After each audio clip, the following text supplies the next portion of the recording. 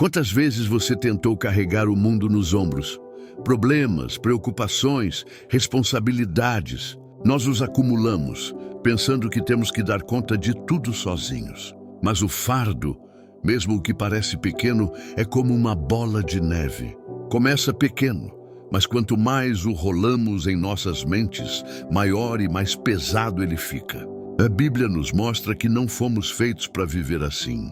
Veja o exemplo de Moisés em Êxodo 18. Ele tentou ser o juiz de todo o povo, um fardo pesado demais para um homem só. Seu sogro Jetro o advertiu: não é bom o que fazes. Totalmente desfalecerás, assim tu como este povo que está contigo, porque este negócio é muito pesado para ti. Tu só não o podes fazer. No Novo Testamento encontramos Marta, ansiosa e afadigada com muitos serviços, sobrecarregada com as tarefas do dia a dia. Jesus, com amor, a lembra que a ansiedade nos rouba da melhor parte, estar em sua presença. É por isso que ele nos faz o convite mais libertador de toda a Escritura, em Mateus 11, 28 a 30. Vinde a mim, todos os que estáis cansados e oprimidos, e eu vos aliviarei. Tomai sobre vós o meu jugo, porque o meu jugo é suave e o meu fardo é leve. Entregar o fardo não é um sinal de fraqueza, mas de sabedoria. É reconhecer que o controle pertence a Deus. Como diz o Salmo 55, 22, lança o teu fardo sobre o Senhor e ele te susterá. Seja um problema gigante ou uma pequena preocupação que vira uma bola de neve, a ordem é a mesma. Entregue e lance sobre ele, porque como nos garante o apóstolo Pedro, ele tem cuidado de vós. Não carregue mais o que não é seu, entregue o seu fardo. A ansiedade tem um veneno sutil, ela nos faz viver no futuro. É a terra do e se? E se eu não conseguir? E se algo der errado? E se o que eu temo acontecer? Esse sofrimento por um amanhã que não chegou nos paralisa hoje. Mas Jesus nos dá o antídoto em uma das lições mais profundas da Bíblia.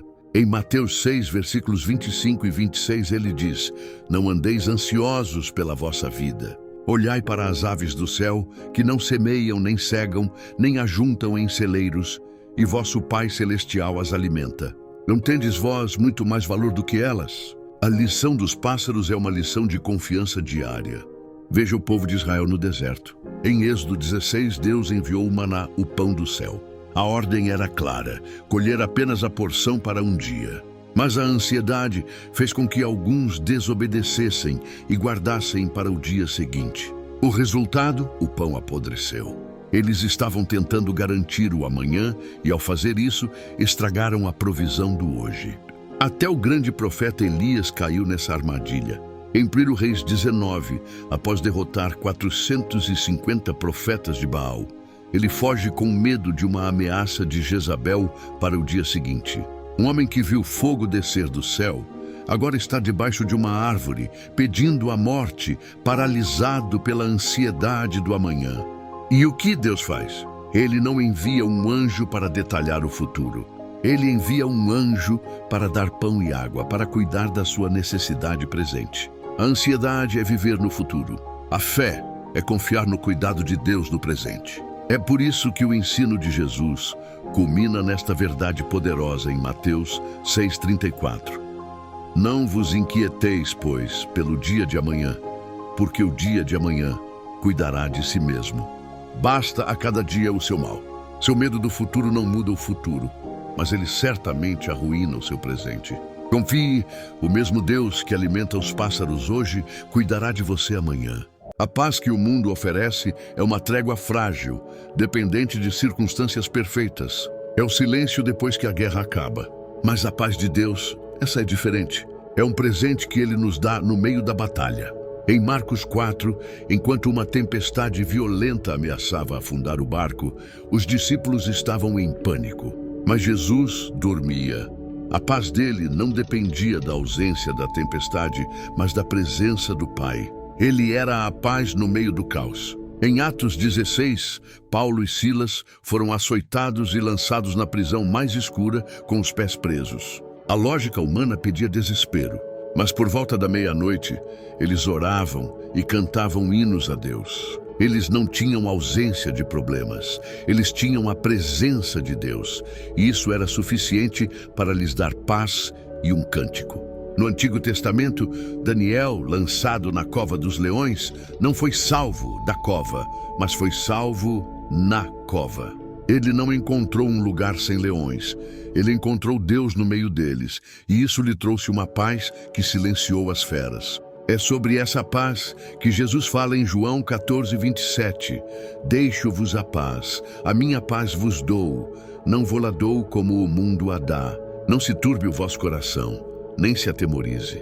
E é essa a promessa que o apóstolo Paulo nos deixa em Filipenses 4:7.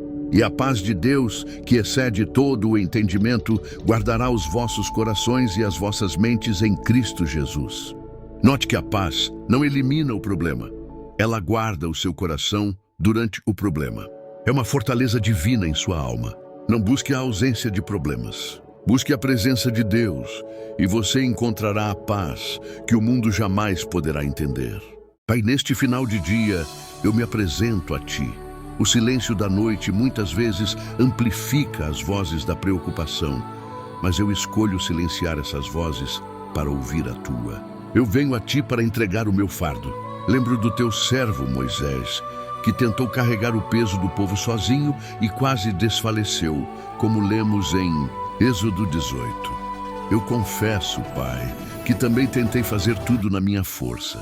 Mas hoje eu aceito o Teu convite de Mateus 11:28 e lanço sobre Ti o meu cansaço, as minhas responsabilidades, os meus medos. Eu solto o peso, confiando na Tua promessa do Salmo 55:22. Lança o Teu fardo sobre o Senhor e Ele te susterá. Acalma, Senhor, a minha mente ansiosa que insiste em viajar para o amanhã. Faz-me aprender a lição que ensinaste em Mateus 6, a lição dos pássaros que não se preocupam, pois o Pai Celestial os alimenta. Que a Tua verdade de que basta a cada dia o seu mal seja o decreto que encerra a minha ansiedade hoje.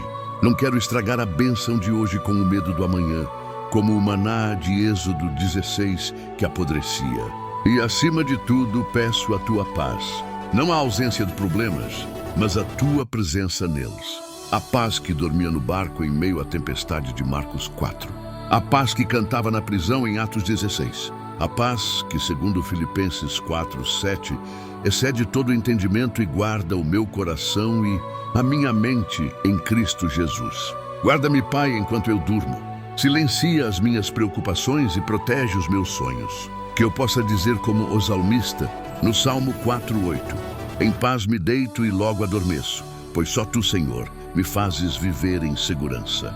Renova as minhas forças nesta noite, para que ao amanhecer eu me levante leve, em paz e pronto para viver mais um dia sob o Teu cuidado. Amém.